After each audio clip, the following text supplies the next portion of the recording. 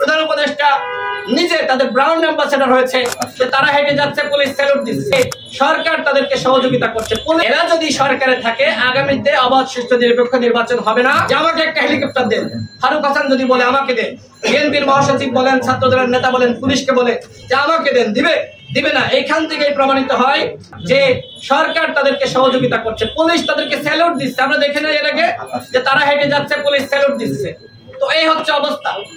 সুতরাং এই সরকারে এই দুইজন ছাত্র উপদেষ্টা থাকলে যে নিরপেক্ষ নির্বাচন হবে না, সেটি এই যে হেলিকপ্টারে চড়ে মাগুরায় যাচ্ছে তার মাধ্যমে প্রমাণিত হচ্ছে যে এরা যদি সরকারে থাকে আগামীতে অবাধ সুষ্ঠু নিরপেক্ষ নির্বাচন হবে না।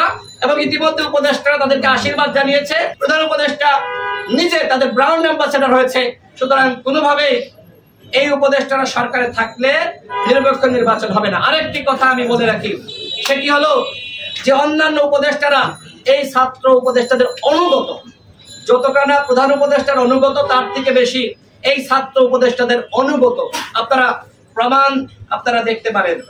যখন যুগপৎ আন্দোলন করেছে তখনই তারা বলেছে এই রাষ্ট্রের সংস্কার হতে হবে, বর্তমান সংবিধান এবং শাসন কাঠামো এটি বজায় রেখে কোনোভাবেই সরকার চালানো যাবে না। সুতরাং রাষ্ট্রের সংস্কার হতেই হবে। আমরা যারা যুগপৎ আন্দোলন করেছিলাম তারা 31 দফা দিয়েছিলাম সম্মিলিতভাবে। সুতরাং রাষ্ট্র সংস্কারের কথা তো রাজনৈতিক দলগুলো আগেই বলেছে, এখনো বলছে।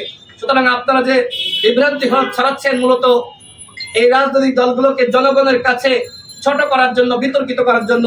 জনগণকে বলবো আমরা প্রত্যেকটা দল আমরা প্রয়োজনীয় সংস্কার চাই এবং এরপরে নির্বাচন।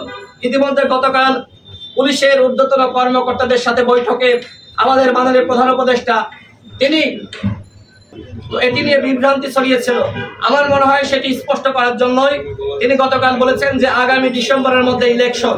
আমরা গণ অধিকার পরিষদের পক্ষ থেকে আমাদের সভাপতি ইতিপূর্বে তিনি বক্তব্য রেখেছেন, আমরাও বলেছি ডিসেম্বরের মধ্যেই আগামী নির্বাচন দিতে হবে।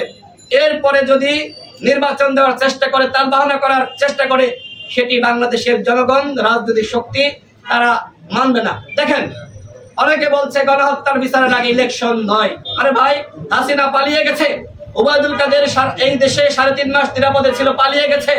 তখন তোমরা ডেভিল হান্ট ঘোষণা করো নাই।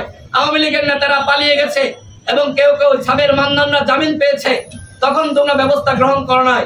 শেখ হাসিনা আগামী 10 বছরেও বাংলাদেশে ফিরে আসবে বলে আমাদের কিছু মনে হয় না। ভারত তাকে কোনোভাবে ফিরিয়ে দিবে না, কোনোভাবেই না, আমরা বিশ্বাস করি না।